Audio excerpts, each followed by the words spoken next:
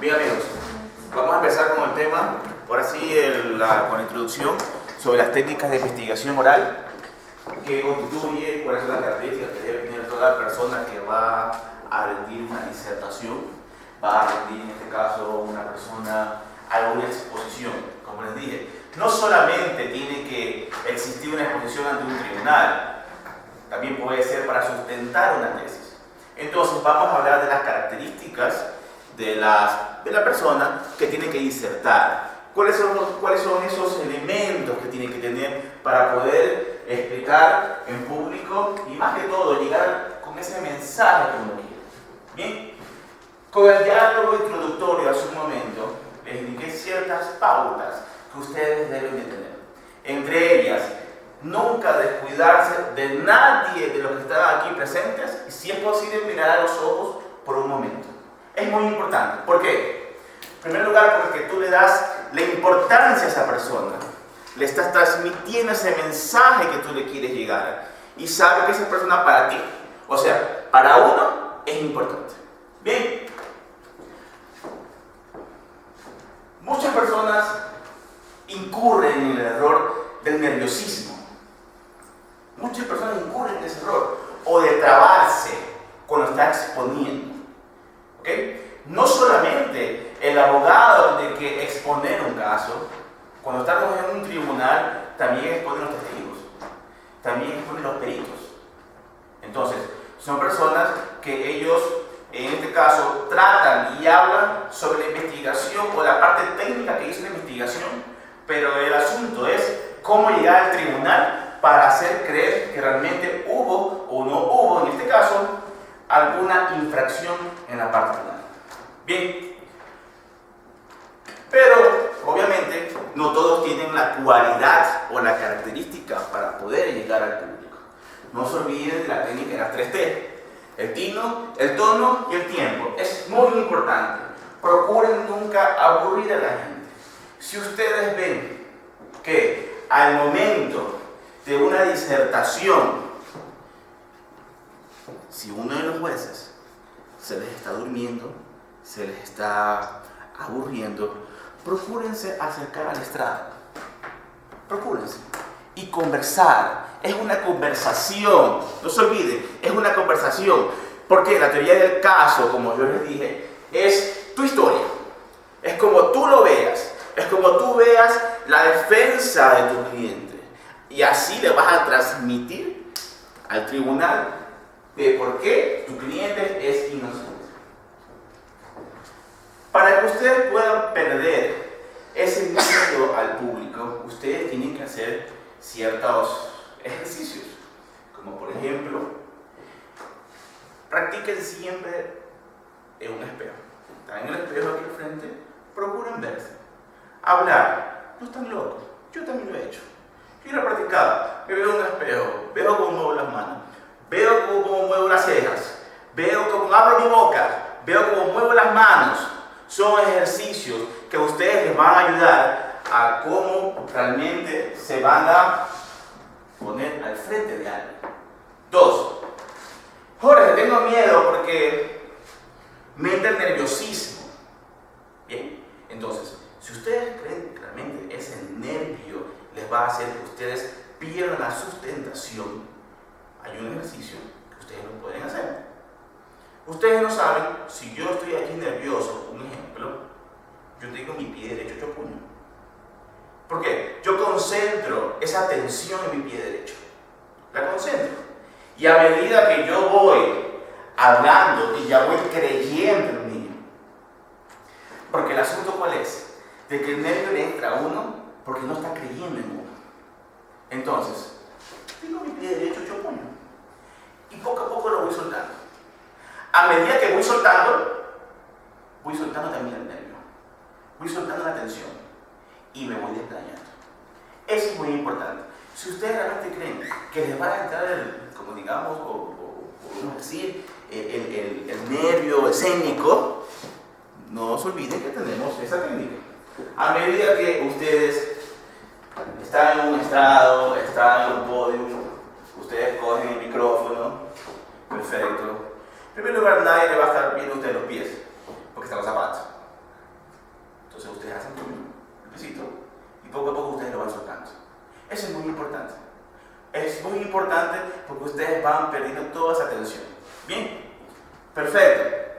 Ahora, ¿cómo hacer de que el público, o el que está frente mío, no se aburra de lo que estoy diciendo? Si yo veo que Edison está distraído, yo lo nombro, ¿cierto? Entonces Edison, ¿qué pasó? Me llamaron. Recuperé la atención de Edison. ¿Sí o no de Edison? Perfecto. Lo mismo, si hago con Wilson, si hago con Gabriela. Si yo veo, por ejemplo, yo quiero captar la atención de Wilson, yo quiero captar la atención de Gabriela, y veo que Gabriela está escribiendo, yo quiero que Gabriela me mire. Gabriela, Gabriela levanta la cabeza, pero ojo, no la estoy insultando, no le estoy faltando el respeto. Gabriela, quiero tu atención, porque eso me interesa, tener atención. Si yo tengo unos jueces aquí al frente, y yo me sé los apellidos de esos jueces, un ejemplo, doctor Freire, doctor Bastidas, doctor Leighton, ¿cuál es tu apellido de eso? Rodríguez. ¿Perdón? Rodríguez. Doctor Rodríguez. Los estás llamando, estás captando la atención. Y tú lo puedes hacer dentro de una litigación. Tú lo puedes hacer dentro de una exposición en un tribunal. Captar o llamar la atención. Ahora, no hay que ser muy rígidos, muy toscos, no hay que ser muy presionados. Tiene que ser uno suelto, tiene que uno hablar como si fuera una conversación normal, común y corriente, como una persona, por ejemplo, que a ustedes les gusta. Porque cuando uno le gusta a alguien, es el mejor orador del mundo. Cuando uno está atrás de una chica, o viceversa, atrás de un chico, perdónenme, pero somos los mejores comunicadores. Le bajamos hasta la luna. Y la persona lo cree. ¿Por qué? Porque estás creyendo en ti y estás queriendo captar la atención de esa chica o de ese chico. Entonces, te estás vendiendo. Ustedes, y lo que yo estoy haciendo con ustedes, me estoy vendiendo. Y poco a poco ustedes van diciendo, bueno, Jorge está diciendo la verdad. Jorge tiene mucha razón en esto. Bueno, Jorge lo da acá. Entonces, yo voy lanzando ciertas ideas, pero que ustedes, la que a ustedes les interesa, obviamente las van a adoptar, las van a asimilar. Yo no quiero que ustedes copien al que está aquí presente. Yo quiero que ustedes sean mejor que yo. Entonces, si ustedes ven que hay una persona que está frente de ustedes que puede explicar bien un tema, simplemente ustedes cojan lo bueno, ¿ya? Y ustedes adopten su propio estilo. Eso es muy importante. ¿Por qué? Porque en primer lugar nos hace originales, nos hace auténticos. Entonces, no se rijan mucho por cómo habla siempre que está al frente. Yo les digo las pautas, les digo las señas, ustedes verán cómo lo adoptan o no. Litigar de manera oral es hacer expresar el verbo de la persona, el lenguaje de la persona, cómo llegar al resto de gente. Es litigar de manera oral, sin miedo, sin temor, ante el resto del público. ¿Por qué? Porque en litigación oral, dentro de un proceso penal, yo también tengo un abogado contendor, tengo un abogado contrincante, que va a querer ser mejor que yo. Él va a querer seguramente tumbarme mi teoría del caso. Pero yo tengo que demostrar que mi teoría es la legítima, mi teoría es la verdadera, que mi teoría es la que va a ganar y más que todo la que va a conseguir la inocencia de mi cliente. Ambos tenemos la capacidad para exponer, tenemos la capacidad para disertar. El asunto es cómo lo vas a decir. Si yo veo que alguno de ustedes, vuelvo e insisto, se me está aburriendo, yo simplemente los llamo por su nombre. Si yo sé que estoy en una audiencia, no de tribunales, porque los tribunales son 3 jueces, en una audiencia de formulación de cargo donde está solamente un juez al frente mío, entonces yo veo que el juez está aburrido, el juez no toma en consideración mi argumento de por qué no debe imputarse una responsabilidad a mi representado.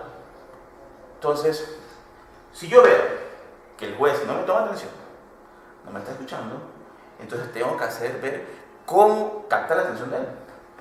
Con un pequeño sonido en el escritorio, con un pequeño sonido de manos, o simplemente le coge el hombro derecho.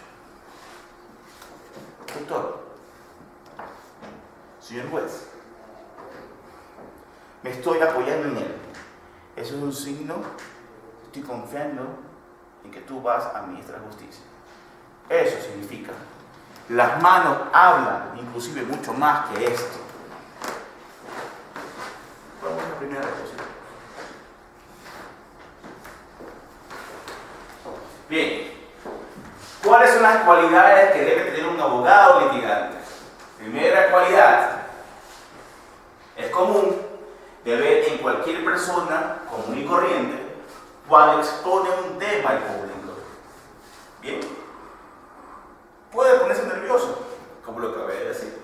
Lo mismo podemos decir de muchos letrados, porque ojo, no solamente la persona que es un máster, que domina mucho o que tiene todo el conocimiento de un tema, no quiere decir que va a llegar a la gente. No, porque a lo mejor podrá saber mucho una persona, pero no sabe cómo hablar en público, no sabe cómo llegar con el tema que domina. Entonces, aquí nos encontramos que existen muchos letrados que se encuentran preparados académicamente. Ahora, muchas veces cuando realizan su defensa de su posición dentro de un litigio, no pueden aplicar de manera adecuada las técnicas de litigación oral. Es decir, por ello se recomienda que ciertas cualidades personales, repito, ciertas cualidades personales hay que explotarlas. Por ejemplo, un introvertido no es lo mismo que un extrovertido. ¿Ya? El extrovertido tiene mucha facilidad para hablar en público. El introvertido le cuesta hacer amigos, el introvertido le cuesta llegar al público y le cuesta llegar a la gente. Otro tips que les voy a dar acerca de litigación oral es que cuando ustedes están exponiendo el caso, la autoridad del caso, la persona que está al frente de ustedes, háganlo que sean parte de la historia, que sean parte de su historia.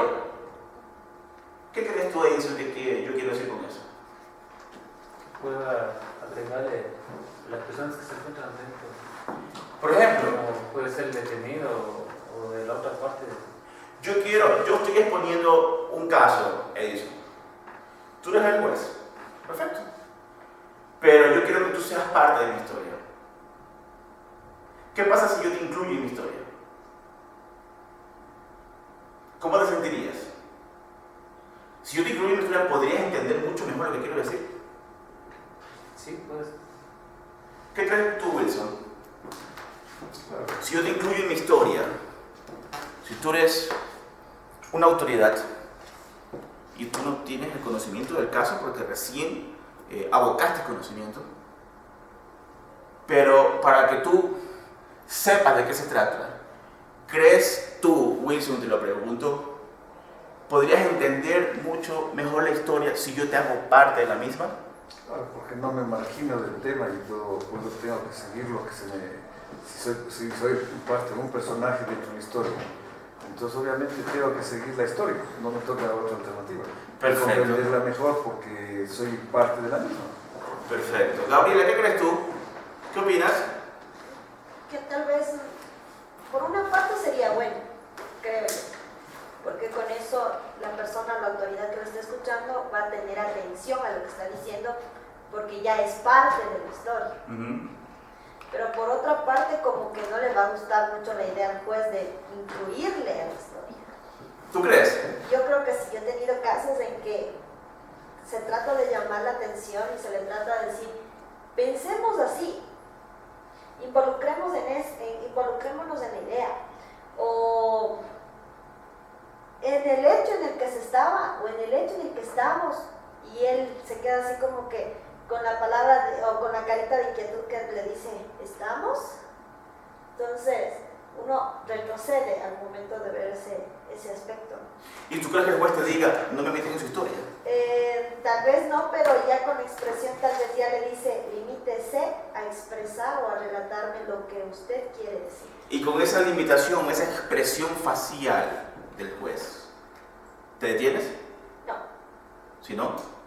¿Lo sigues metiendo en la historia o no? Sí, pero teniendo en cuenta que ya existe esa espinita, ¿no? De que no quiere incluirse a... Ok. ¿Qué crees tú? Bueno, sí, pusieran dentro de la historia, lo haría como un poquito más personal porque estoy yo en esa historia. Entonces, por ende, me va a llamar la atención y voy a tomarle más énfasis en lo que está relatando el abogado. Perfecto. ¿Edison? En el caso puede ser las dos partes, positivo, negativo. Positivo para saber específicamente del caso, pero negativo por otra parte puede basarse así, y como así le toman como referencia en una historia, puede sentirse mal. ¿Creen ustedes, Edison, qué te pasaría o qué harías tú? Un caso muy similar a lo que dice Gabriel. Tú estás contando tu historia y el juez te dice, no me metas en su historia, usted siga narrando lo suyo. ¿Qué jueces de todo tipo? ¿Ya? ¿Qué haces tú? Tú también tienes patas. ¿Qué hago? Me escondo, me voy, me quedo callado, le cambias el tema, ¿qué haces? Continuar con el caso, continuar. ¿Lo sigues metiendo? No directamente, pero Pero ¿crees tú que ese hecho de que el juez te haya parado, te haya cortado tu introducción, crees tú que ese mismo hecho haya producido en ti que te desestabilices en tu discurso? sí. ¿Sí? Es una referencia también. Es como, por ejemplo, si usted está exponiendo y yo me quedo dormida. Ok, Entonces perfecto. usted va a decir, ay, chuta, estoy haciendo todo lo posible para que me hagan caso y ya se me quedó dormida. Ok, perfecto. Entonces, esa es la idea. Ahora, lo que yo creo, por ejemplo, A ver, es dígame.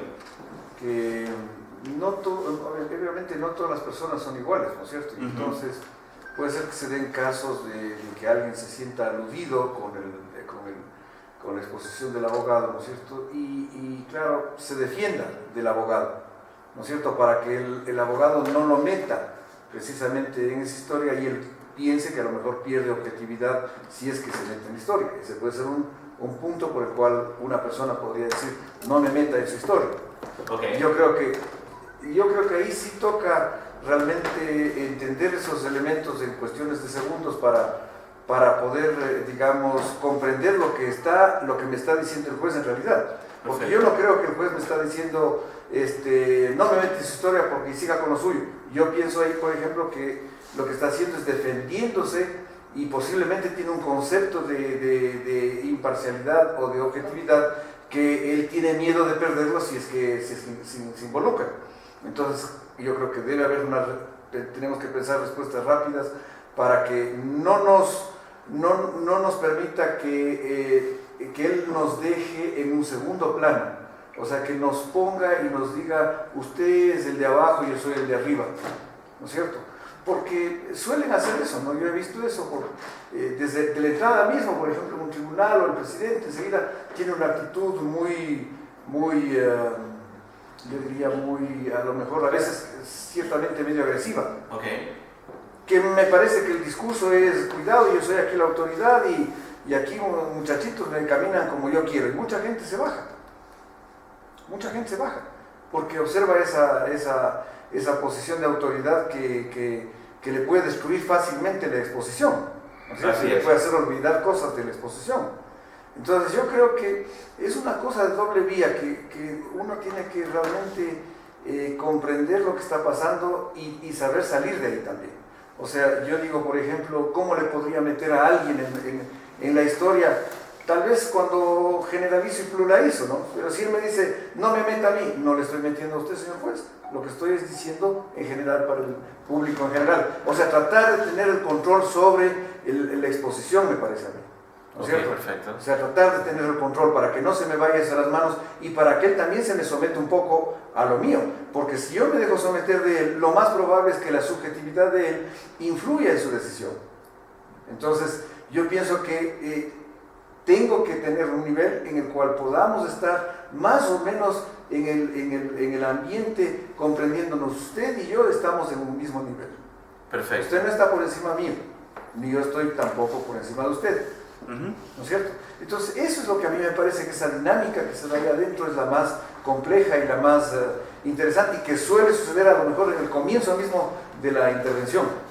Pues una pregunta, ¿a qué te dedicas tú? Yo soy psicólogo criminalística. ¿A qué te ha tocado, obviamente, por lo que te escucho, a exponer en tribunales? Yo he estado más bien en el lado de asesorar a ciertos abogados en el tema, amigos que me han tenido para tema de tribunales. Y Ok. por eso yo he visto este tipo de cosas. Inclusive hay momentos en que a mí el presidente, por ejemplo, me ha dicho, haga silencio. ¿A ti te ha tocado eso a ti? Sí, sí me Ok, ha tocado yes. eso, ¿no? Entonces he bajado la voz, quizá dije, tal vez me está escuchando, pero he bajado la voz y le he podido yo decir a mi amigo, a mi colega, a mi compañero, y le he dicho, ¿sabes qué? Te estás olvidando de esto, está pasando esto, ¿no es cierto? Pero yo he analizado ese tema. Yo he analizado porque me parece a mí muy importante, que es el manejo que realizan muchos jueces, y que es parte de su dominio, digamos así. Perfecto. Una cosa con respecto a lo que tú estás acotando, Wilson, yo quiero aportar algo más. Es muy importante lo que tú dices. ¿Cómo es en la práctica? El que les habla, a mí me gusta mucho, es mi estilo, que la otra parte caiga en mi provocación. Me gusta provocar. Pero no provocar, vamos a espinita abajo, afuera. No. Sino que con palabras muy técnicas o simplemente con un mensaje o una buena retórica, haciendo o hacer ver que el abogado de otra parte o el contendor de la otra parte no sabe o tiene desconocimiento, pero con palabras muy elegantes. Tú le vas diciendo las cosas. Entonces se siente aludido el abogado de otra parte. ¿Qué quiero yo lograr con una provocación? ¿Qué creen ustedes? ¿Qué quiero lograr con una provocación como esas? Que dé una pauta para poder saber cuál es el pensar de la otra persona y poder sacar un poquito de ventaja. Perfecto. Edison. Puede ser que dentro de un caso puede ser el error las falencias que tiene la otra parte. Perfecto. El éxito de hacer para ver el resultado igual de los jueces o jueces que estén al frente del caso, para que tomen en cuenta eso. El éxito de toda provocación, pero como les digo, hay que saber hacer las provocaciones, no como la de, ¿sabes qué? Vamos abajo de golpe. Entonces, eso no es provocación. Hay que hacer las cosas de manera muy elegantes. Se las puede decir. Hay unas maneras de insultar muy bonitas. La falta de conocimiento del abogado contendor, que soy ignorante. Sí. Yo, por ejemplo, yo aplico mucho eso. La falta de conocimiento del abogado contendor para que conozca. Entonces, ahí sí. Él cayó en mi provocación. En algún momento dice que me insultaba abogado, perdón. Entonces, ¿qué busco yo con eso? Que pierda el control, pierda el dominio del tema y se le escapa ciertas cosas que yo voy adoptando, como hizo Edison. ¿Ya? Entonces, a lo que hacía Wilson y a lo que estamos hablando en este momento, el que ustedes expongan en un tribunal no es fácil, porque en primer lugar son 3 cerebros, son 3 cabezas, son 3 mentes que ustedes tienen que llegarles a ellos. Ahora bien, no a todos les gusta que los incluyan en una historia. Simplemente se limita, abogado, cuenta esa historia y punto. Ha pasado esto. Entonces el abogado, como que a veces se marea, se desestabiliza su discurso, perdí el hilo de lo que iba a hacer. En todo caso, lo que se recomienda en esos casos es que improvises. No caigas en lo que el juez dijo. Si el juez dijo no me meten en su historia, ustedes procuren meterlo al juez. Porque no solamente es de, sin duda resulta la técnica de al juez meterlo en su historia. Imagínense que el juez estuviera en tal lugar y a usted le pasaría lo mismo. Siempre es imagínese, ¿qué pasaría? Son palabras. Imagínese, ¿qué pasaría? Y si en este caso fuera así, ¿cómo ustedes procederían? Entonces, lancen ustedes siempre la interrogante para que ellos la piensen y se vayan juntando la teoría del caso con los elementos fácticos de la historia. Porque son hipótesis que tienen que irse juntando al momento que ya les venga el contraexamen en las preguntas de los testigos. Entonces, todo es armar un rompecabezas, pero ojo, ustedes tienen que hacer que los que están al frente suyo sean parte de la historia y lanzar interrogantes. Con los interrogantes, ustedes los mandan a pensar, los mandan a, bueno, podría ser. No podemos descartar esa teoría. Pero si nos encontramos con jueces, Gabriela, que no les gusta que nos metamos en la teoría del caso, que no nos gusta que le metamos nuestro discurso. Entonces usamos elementos. Elementos, como por ejemplo, mucho se aplica el tema de tránsito, se aplica mucho lo que son para llegar a hacer creer al juez penal de cómo fue el accidente. Utiliza los carritos pequeños. Grafica, haz la dinámica de cómo fue el accidente. Hazle ver que sean parte del accidente. No vaya a pensar, por favor, que es una ridícula. ¿Cómo llevar unos carritos al juzgado? No, al contrario. Ustedes marcan la diferencia con otros profesionales del derecho. Marcan la diferencia. A uno le podrá decir, muy bueno, excelente, chévere. Otro, innovador, qué ridículo. Va a haber de todo. Pero no hay mejor manera que explicar con un gráfico. ¿Sí o no, mi querido doctor? Ser gráfico les entra mucho más a las personas que a veces con el mismo discurso. Entonces, si ustedes combinan la parte gráfica con un buen discurso, tengan la plena seguridad que tienen siquiera un 90% de resultados a su favor. Es recomendable, como dicen muchos autores, dicen que el abogado que litiga tiene una serie de cualidades o características personales para poder demostrarse de manera adecuada dentro del proceso penal y tiene que manejarse, obviamente, de una manera adecuada en la utilización de las técnicas de litigación moral. Siguiente, por favor. Entre las cualidades que tienen que tener estas personas o los que están al frente de un público, de un tribunal, es: 1. Debe tener seguridad y autoestima. Si usted está inseguro y si autoestima está por los pisos, no va a llegar a nadie. Mejor quédense en su casa y no respondan en nada hasta que ustedes se refresquen y digan, bueno, ahora sí estoy seguro de que le voy a llegar a la gente. Un abogado litigante debe tener autocontrol de su persona. Es decir, autoconocerse para moldear su personalidad. ¿Por qué? Porque no todos somos iguales. Todos somos un mundo distinto. Entonces, al ser un mundo distinto, entonces hay personas que son más explosivas a reaccionar. Entonces aquí hablamos de autocontrol. Por eso digo, a veces muchas, y se dan a diario, como les digo, que hay abogados contendores que se manejan como que vamos provocando al abogado de otra parte. Provocándolo para que pierda el control, para que pierda el dominio del caso. Y es más, para ver si sí le sale información que a mí me va a servir dentro de los alegatos. Entonces, como abogado o como persona que va a exponer en público, debe tener siempre la seguridad y la autoestima. Debe tener mucha autoestima para así poder afrontar las adversidades que se van a presentar dentro de un proceso penal. Otro punto muy importante acerca de esta característica es que cuando uno toma un caso, no debe formar, o sea, es decir, no debe tomarlo de manera personal. Hay muchas personas que lo toman como si fuera algo propio, algo de uno. No, este es un tema profesional, no es un tema personal. ¿Okay? Hay abogados, hay publicidades que dicen, tu caso es como si fuera el mío. No, no es así. Somos personas distintas. En Guayaquil se da bastante eso de tu caso es el mío. No, ¿cómo hacer tu caso es el mío? Y somos personas distintas. Aquí es el caso suyo, hay que asumirlo siempre de manera profesional. Cuando uno toma un caso, no debe tomar en forma personal. No debe apasionarse ni ofenderse cuando se confronta con la parte contraria en un litigio. De la misma forma, debe tener un buen sentido del humor. Es muy importante. ¿De qué sirve que hablemos bonito? Hablemos chévere. Hablemos de una manera muy fluida. Pero ni un chiste nos sale. Ni una broma nos sale. Entonces somos agrios. Entonces siempre hay que tener cierto sentido del humor. Eso no quiere decir que ustedes le van a faltar respeto al juez o la duda de otra parte.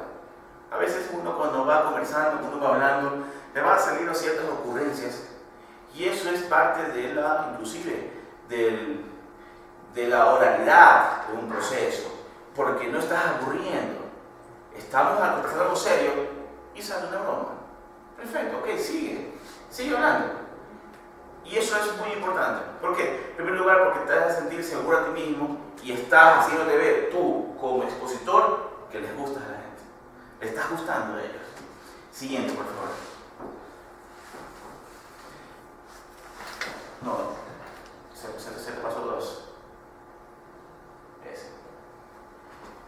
saber cómo vencer la timidez. Es muy importante. ¿Quién de aquí de ustedes se considera tímido? ¿Tímido? ¿Y se ve una chica aquí al lado? ¿Eres tímido o no eres tímido? Ay, no, eres tímido. Ok.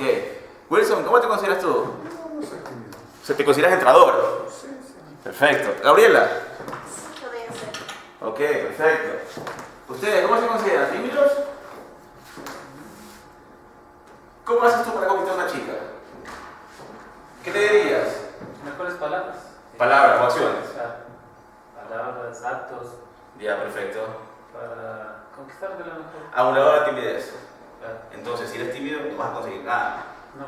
Perfecto. Cero timidez. Eso es importante. Cero timidez. Entonces, un abogado litigante no debe tener timidez, obviamente, o inseguridad. Muchas veces este tipo de personalidad es por falta de seguridad en sí mismo. Es decir, como les digo, muchas veces se presenta y incurre en el error la persona que es tímida porque es insegura de sí misma. Y si tú eres insegura de sí misma, te quedas callado, no dices nada. ¿Por qué? Por miedo a equivocarte. Entonces, esta cualidad, por ejemplo, también va incluida la falta de preparación adecuada. Este tipo de defectos es fácil de vencer, es fácil. Pero para esto, si yo sé que soy un tipo tímido, si no me guapeo, yo me guapeo. ¿Qué quiero decir con esto? Si soy feo, yo me guapeo. ¿Me entendieron? No. Repito, si yo sé que soy feo para el resto, pero yo me veo al espejo, yo soy guapo, yo soy bueno, yo sé que lo puedo hacer, yo me estoy dando ánimos. Eso es romper la timidez de uno. ¿Ok? Este tipo de defectos es fácil de vencer, solo se requiere la preparación, la perseverancia, las ganas de aprender y tener mucha seguridad y confianza en sí mismo. Porque el abogado debe tener el poder de persuadir, dar seguridad y confianza al juzgador en un proceso penal. Siguiente. Debe tener un buen sentido la persona que litiga de la crítica y la autocrítica. Por ejemplo, como les digo, si ustedes de mí van a hacer una crítica, perfecto, yo las tomo y las acojo y las corrijo, porque sé que viene de parte de ustedes una crítica constructiva. Y ese es el abogado, o esa es la persona que les gusta hablar en público, que sabe escuchar, porque ojo, el buen orador tiene que saber escuchar. Yo aquí no estoy haciendo un monólogo, porque ustedes los estoy haciendo intervenir. Entonces, bueno, porque el abogado a lo mejor es que se cree que la sabe todas. No, ustedes también tienen algo de lo suyo. Y ustedes, yo aprendo de ustedes y viceversa. El sentido de la crítica y la autocrítica es una de las cualidades de un buen abogado litigante que debe contar con un claro sentido de la misma. Esto quiere decir que no puede creer que sea dueño de la verdad. Eso es imposible. Nadie es dueño de la verdad. Nadie se puede mandar de esa manera. Se llama el abogado que diga: yo sé la verdad, yo conozco la verdad, esta es mi verdad. Y es más, otro de los errores que hay en abogados es que prometen cosas que no dependen de su voluntad. Por ejemplo, los abogados le dicen, cuando reciben un cliente: no se preocupe que yo le ayudo, no se preocupe que yo le gano el caso. Bueno, ¿quién es el juez? ¿El abogado? Ok. Entonces no depende del abogado la libertad de un cliente. Depende de muchos factores. Pero el abogado no puede prometer la libertad si está preso el cliente. Depende de muchas cosas del fiscal, de la buena preparación del tema, si hay unas buenas pruebas o no hay buenas pruebas, si hay buenos testigos o no buenos testigos, si el fiscal está de acuerdo o no, si el juez quiere o no quiere acoger en este caso el pedido de desistimiento. O sea, son tantas cosas que se manejan en un proceso que muchas veces hay abogados que incurren: tranquilos, yo les arreglo el tema, yo se lo soluciono. Uno nunca puede prometer cosas que no dependen de su voluntad. ¿Por qué? Porque los abogados dependemos, en libre ejercicio en este caso, los que estamos litigando, dependemos de otras personas. Y si esas personas nos dicen mañana: no, es improcedente, no se puede, ¿quién queda mal? El abogado. ¿Por qué? El abogado prometió. Pero usted me prometió, abogado, que mi padre, que mi marido, que mi mujer iba a salir en libertad. Sí, pero lo que pasa es que el juez no quiso. Entonces ahí incurre el error el abogado. Nunca hay que tener miedo de equivocarse. El abogado litigante está en constante actuación procesal. Muchas veces, por no querer equivocarse, se limita sus actuaciones. Tanto en el litigio como en la vida diaria. Es bueno arriesgarse. Muchas veces de las equivocaciones salen siempre algo positivo, es decir, nuevas experiencias y conocimientos. El abogado, la persona que litiga, tiene que arriesgarse. A pesar que diga, si me arriesgo y si meto las 4, porque puede pasar eso, y si mete las 4. Como abogado en el ejercicio, me ha tocado a mí arriesgarme. Y depende mucho de lo que yo me estoy arriesgando, los intereses de mi cliente. Porque es un riesgo que yo no estoy tomando. Pequeño paréntesis, un caso en el cual yo les cuento de cómo yo me he arriesgado, un ejemplo, en la parte laboral, en la parte de despidos. 10 trabajadores fueron a denunciar un despido intempestivo, que la empresa los votó a todos. Perfecto. Yo como abogado de la empresa tengo que decidir qué hago. Bueno, que me demanden. Entonces, mi cliente depende mucho o cree bastante en lo que el que está aquí presente le dice. Abogado, haga lo que usted crea conveniente. Me la jugué. Tengo 10 personas que me están demandando. Perdón, denunciando porque aún no había demanda. 10 personas que me denuncian por despido intempestivo. Y estoy en la audiencia del inspector de trabajo. Yo me corrí el riesgo ¿a qué?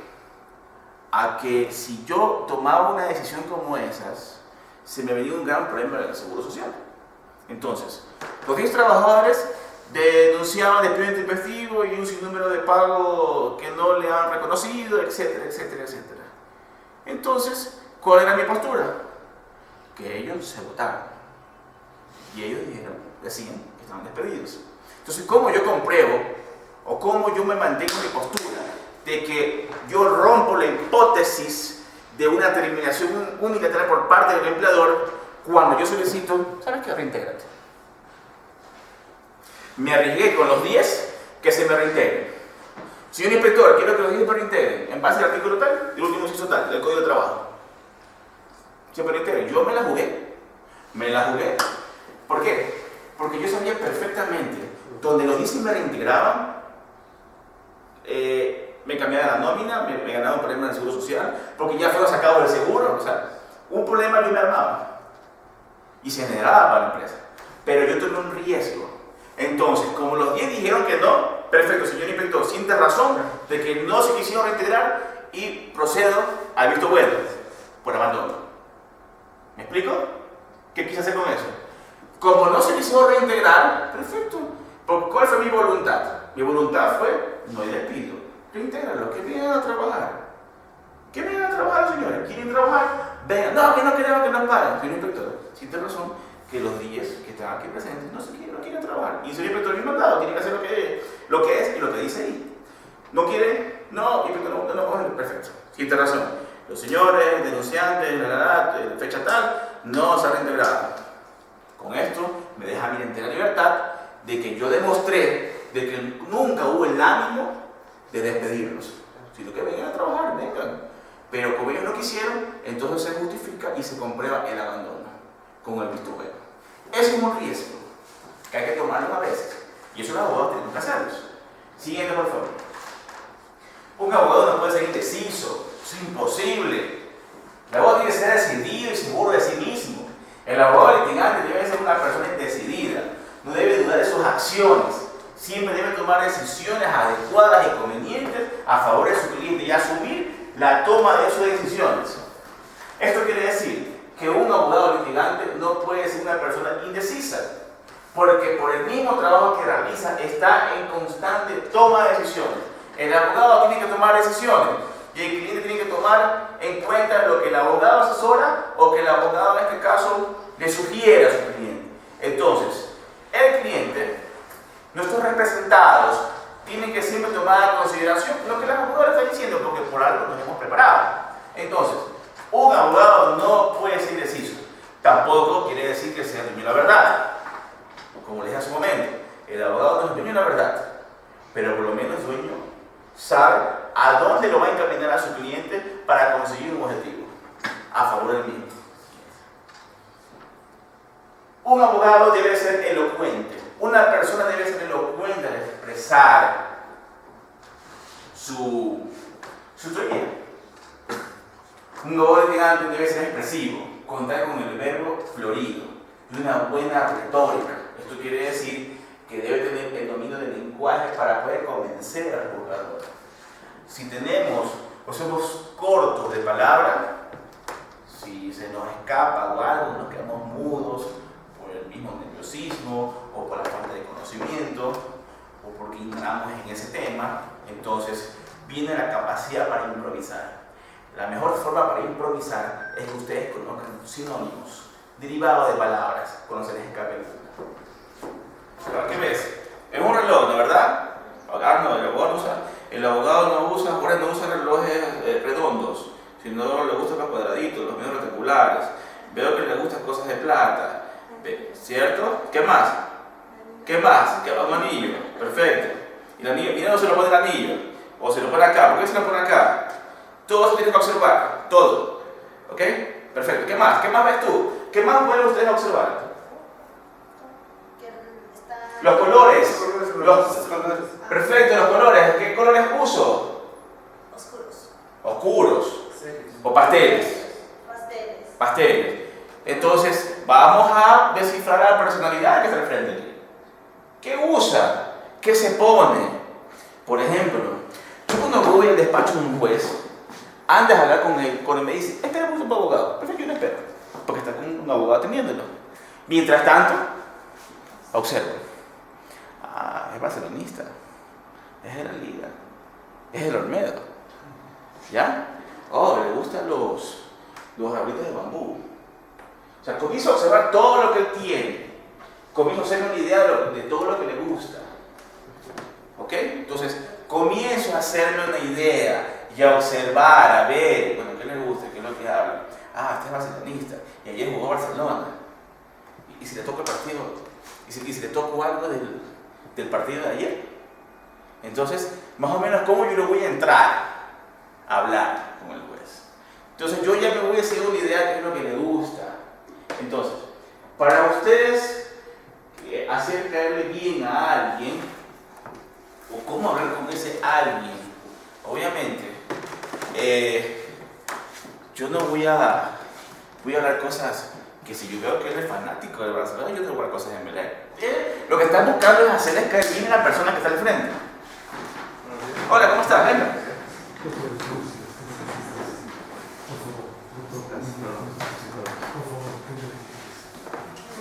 Bienvenidos, ¿cómo se llaman ustedes? Fernando Pacheco. Fernando, ¿tu nombre? Fernando Vargas. También Fernando, Fernando. Sí. Hola Fernandos, ¿cómo están? Bienvenidos.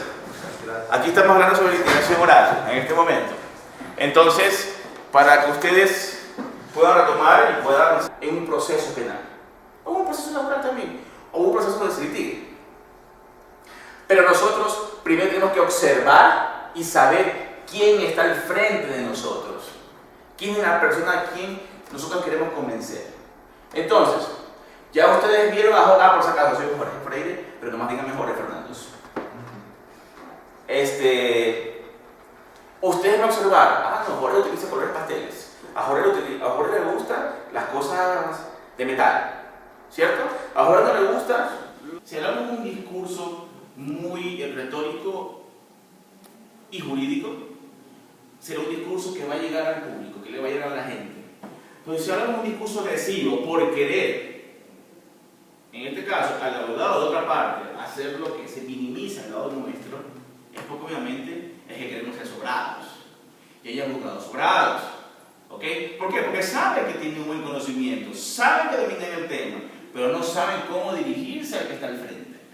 Entonces, el abogado litigante, al momento de exponer su caso, su teoría del caso, no debe ser agresivo, o debe ser convincente y duro al exponer, sin caer en la agresividad. Pero, si hablamos dependiendo del estilo del abogado, como les digo, en lo particular, a mí me gusta, es una característica mía, de que el abogado de otra parte caiga en la provocación mía. ¿Por qué? Porque lo va a perder el control. De que le va a llamar atención es a él, no a mí. A mí no me da atención, porque reaccionó, muy loco.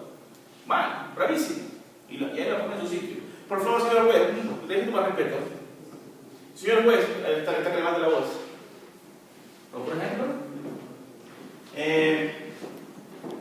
a veces en este tipo de procesos nos encontramos con, estamos haciendo las preguntas, supongamos un proceso en la confesión judicial, y el abogado también hasta que habla, y se escucha ese murmullo. Señor juez, por favor, necesito respeto, porque en ningún momento yo no interrumpí al abogado de la otra parte. Entonces, ¿qué es lo que estoy haciendo yo? Haciendo lo que era él como muchacho malcriado. 1, 2, que el juez le llame la atención. Y 3, que yo soy el que estoy mandando. Porque yo estoy aquí en mi prueba, en mi diligencia, y donde a mí, en este caso, el juez me debe escuchar. Y yo debo escuchar al malcriado del otro abogado. Eso se da en la vida diaria. Eso se da. Entonces, a veces nos gusta crear incidentes. ¿Ya? Nos gusta crear incidentes. A veces es bonito crear incidentes. Porque a veces cuando la audiencia se pone un poquito aburrida, también es interesante crear incidentes. Como por ejemplo, estamos en una pregunta de testigos o de confesión judicial y al testigo nuestro, el abogado de otra parte, le quiere hacer una pregunta subjetiva, capciosa, impertinente. Y entonces, nosotros, para armar el incidente, objeta la pregunta, señor juez. Impune la pregunta. Entonces, así no sea que la pregunta sea impertinente, a veces hay que hacerla. ¿Por qué? Para que te des cuenta, aquí estoy yo. Objeto la pregunta, señor juez, esa pregunta es impertinente. Está induciendo a la respuesta que quiere el abogado de otra parte. Abogado, ¿por qué se refiere a eso? Necesito que pueda reformular la pregunta. Por favor. Señor juez, le dice el abogado de otra parte. Abogado, reformula la pregunta. Muchas gracias, señor juez. Creo un incidente, pero sin armar un escándalo. Pero estoy haciéndole ver a que el abogado de otra parte se dé cuenta que el que está aquí presente no es ningún tonto. Y ustedes tienen que hacer lo mismo.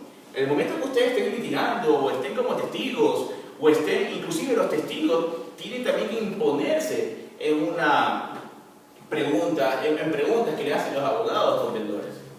Porque, por ejemplo, el testigo a veces se repite, nos va a decir, el abogado litigante debe tener muy en cuenta la puntualidad y la responsabilidad. Muchos abogados no cumplen con esta cualidad. Y es verdad, porque tenemos nosotros todavía acostumbrados a la dichosa hora ecuatoriana. ¿Ya? Por ello se recomienda que deben procurar desarrollar estas cualidades para mejorar la imagen y el servicio profesional del abogado. Bien, con este tema de aquí, nosotros estamos hablando sobre las características de cómo tiene que ser una litigación oral. Esta litigación oral tiene que tener un sinnúmero de cualidades, o a lo mejor ustedes tienen esa cualidad pero no se han dado cuenta cómo deben explotarse. Por ejemplo, y les cuento una anécdota personal. Yo cuando comencé a soltar la lengua, cuando a mí se me ocurrió, apenas yo me gradué de abogado en la universidad, tenía un programa de radio. Sí que solté la lengua, de verdad. No tienen idea. Yo nunca en mi vida había locutado. Yo no tenía conocimientos de radio. No tenía conocimiento de armar un libreto. Nada, pero tuve que aprender. Tuve que tocar la puerta a las personas que se dedican a esto, periodistas. Ayúdame a un libreto. ¿Cómo puedo locutar? Y comencé por ahí a sacar media voz de locutor. Pero comencé ahí a soltar la lengua, soltar el verbo, ¿ya? Entonces, y más que todo aprendí a improvisar. Porque la gente te llama a hacerte consultas, porque es un programa netamente legal. Te van a hacer consultas, es un programa de denuncia, me acuerdo que tuve hace mucho tiempo. Pero uno no nace con esa facilidad de hablar de manera muy fluida. Uno lo va haciendo y eso me di cuenta. Yo lo fui haciendo, yo lo fui perfeccionando y yo fui poco a poco creyendo en mí, y esa es la falla, que hay unas personas que no creen en uno y simplemente se limitan y piensan que no pueden dar más. Sí pueden dar más, el asunto es que ustedes tienen que creer en uno mismo. Tienen que tener conocimiento y dominio en la legislación penal, el abogado litigante. Bueno, también el abogado que se dedica a la parte laboral, porque en la parte laboral también uno tiene que litigar, porque el procedimiento se llama procedimiento oral laboral. El abogado litigante debe contar con amplios conocimientos de la legislación. Obviamente, un abogado que litiga y que no sepa cuáles son los códigos, las leyes, los artículos pertinentes dentro del caso específico, entonces es un abogado que no te va a poder litigar. Es un abogado, obviamente, que al momento de querer rebatir, ¿cómo le va a rebatir la postura del abogado contendor si desconoce cuáles son los argumentos para defender a su cliente?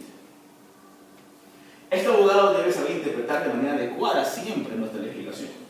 Es común escuchar decir, aprender en el campo.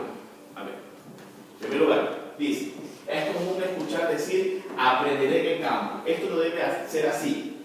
La práctica y la teoría deben ir de la mano. Bien, en la universidad, a nosotros no nos enseñan cómo litigar. No nos enseñan, simplemente nos limitamos a lo que son los libros, a lo que son los artículos, a lo que son las leyes, a conocer parte de la historia del derecho, pero no nos enseñan a ser abogados. Nos enseñan, nos preparan para ser abogados, pero no nos enseñan a ser un abogado litigante. A eso voy yo. ¿Por qué? Porque considero yo, y eso es algo muy personal, considero que aquí falta mucho lo que es oratoria forense. Falta mucho lo que es la oratoria. ¿Ya? Falta mucho lo que es la práctica de cómo tienen que ser los juicios y que conozcan los estudiantes y practiquen como si fuera algo real. Entonces, el hablar en público es como un arte, porque el arte se expresa. Ustedes van a expresar lo que ustedes saben. Entonces, estamos recapitulando todo lo que hemos hablado justamente en el video que vimos hace un momento acerca de la persona tiene que ser emotiva y racional. Juntar ambos elementos y ver cuál realmente es la persona que se alinee, ya sea a una persona que le entre un discurso emotivo, a una persona que le entre un discurso jurídico. Son cosas totalmente distintas. El tino, el tono, el tiempo. Hago hincapié en esta regla porque es muy importante, porque no todos pueden despedir o decir las cosas como uno quiere. Como les digo, una cosa es que yo te pida algo de favor, otra cosa es que yo te insulte para que me lo des. Distinto. Entonces, eso son parte de las reglas para que ustedes puedan litigar en un proceso. El abogado litigante, la persona que litiga, tiene que saber escuchar a los demás. ¿Ok? Tiene que saber escuchar a los demás. Fernando, ¿cómo está mi querido Fernando? Muy bien. Perfecto, Fernando. ¿De dónde eres, Fernando? De Quito. De Quito. ¿Y dónde, Fernando? También. También de Quito, chévere. Bien. ¿Cómo creen ustedes que tiene que ser el abogado litigante? Fernando primero y Fernando segundo. Fernando primero. Pues como hace un momento lo dijo, tiene que tener dominio total de la parte legal de lo que va a tratar el caso. Perfecto.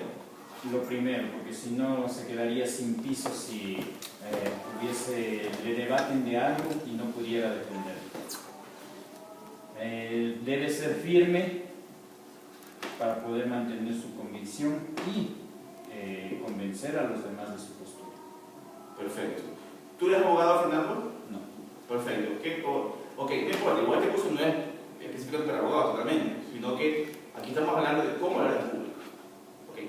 ¿Qué crees tú que faltaría para llegar en público, a la gente en público? ¿Cuál es el mensaje que llegaría? ¿Qué le falta a nuestra gente? La actitud. Pienso que es la actitud. Okay. Más que la actitud debe ser la actitud. Porque podría saber mucho del tema, pero si no tiene empatía hacia los demás, lo que vulgarmente se dice, lo veo y ya me cayó mal. Ok, sí. Pienso yo que eso sería fundamental. Perfecto, Fernando. Fernando, tú, cuéntame. ¿Consideras importante la litigación oral? ¿Consideras importante el hecho de hablar en público? ¿O cómo llegar con ese mensaje? ¿Qué crees tú que es el problema de las personas que a veces no sabemos cómo expresarnos? ¿Cuál crees tú que sería la solución? Ya. Yo creo que más que, como dijo el Fernando 1, más que la actitud, para mí sí sería más la actitud, o más que los abogados tengan conocimiento, porque nosotros nos topamos, yo soy abogado pero no ejerzo. pero sí me ha tocado ir a algunas audiencias donde me he dado cuenta que los abogados, incluso los fiscales, no conocen tan bien de los temas que están defendiendo. Y yéndonos a la realidad, vemos que en el día de la audiencia se están enterando de qué se trata el caso. Nunca se han puesto en contacto con los defendidos o con los acusados o con los testigos. Entonces no se hace un verdadero procedimiento como debería hacerse. ¿Ya? Entonces lo principal, más que la actitud, incluso porque no todos tendríamos la actitud como para ser unos buenos litigantes. Unos tendrán esa capacidad de adaptarse a esa situación, pero otros no. Tal vez otros somos más tímidos, otros somos más serios. Entonces lo que nos ayuda en este caso sería sí el conocimiento que tengamos sobre el tema, aunque no tengamos no se tenga una capacidad de ser tan extrovertido, ¿no? Pero si se tiene el conocimiento de alguna o de otra manera se va a poder aplicar. Perfecto, perfecto. Claro, es muy importante de esa manera. Son la parte de los lugares secundarios. Pueden ser sitios que no han tenido relación con el crimen, pero se pueden comprobar y encontrar datos o elementos para esclarecer el delito. Repito, el lugar de los hechos es el hábitat. Parte de los lugares secundarios. ¿Cuáles son los lugares secundarios? Ok, perfecto. Pueden ser sitios que no han tenido relación con el crimen como tal, pero se pueden encontrar datos o elementos para esclarecer el delito. Este es un tema, este es el más común. Los dos últimos son los más comunes, pero por ejemplo un lugar cerrado. Un lugar cerrado, ¿cuál podría ser? El cometimiento de un delito. Lugar cerrado. ¿Estamos aquí en lugar cerrado? Sí. Perfecto. Lugar cerrado es aquí. Aquí puede haber cometimiento de la infracción o del delito. ¿Bien? El lugar abierto, donde intervienen agentes mecánicos ausentes y no poseen límites precisos en la vía, en la playa, en la carretera. Estos lugares abiertos son un poco más difíciles de que se pueda realmente encontrar la mayor cantidad de indicios. Ojo, aquí lo que buscamos en esta prueba importante en el proceso penal es buscar la mayor cantidad de indicios posibles que te ayuden a reconstruir cómo sería tu caso. ¿Perfecto? Entonces, tenemos, de acuerdo al tipo de lugar, es lugar de los hechos, hábitat, lugares cerrados y lugares abiertos. Un lugar primario. ¿Te puedes apagar la luz? Lugar primario. Lugar primario, tenemos aquí el asesinato del descuartizador de la maleta. ¿Ok? Entonces, ¿por qué tenemos aquí un lugar primario? ¿Qué es el lugar primario, señores? En donde se encuentra el cuerpo del delito. Aquí encontramos. Si nos remitimos a lo que es la criminología como tal, les digo que en algún argumento de ustedes o en alguna exposición utilicen siempre también lo que es no solamente el derecho penal, también la criminología. También hablamos de victimología. ¿Han escuchado sobre la victimología? ¿Qué piensan ustedes sobre una víctima provocadora? ¿Cuál es la víctima provocadora?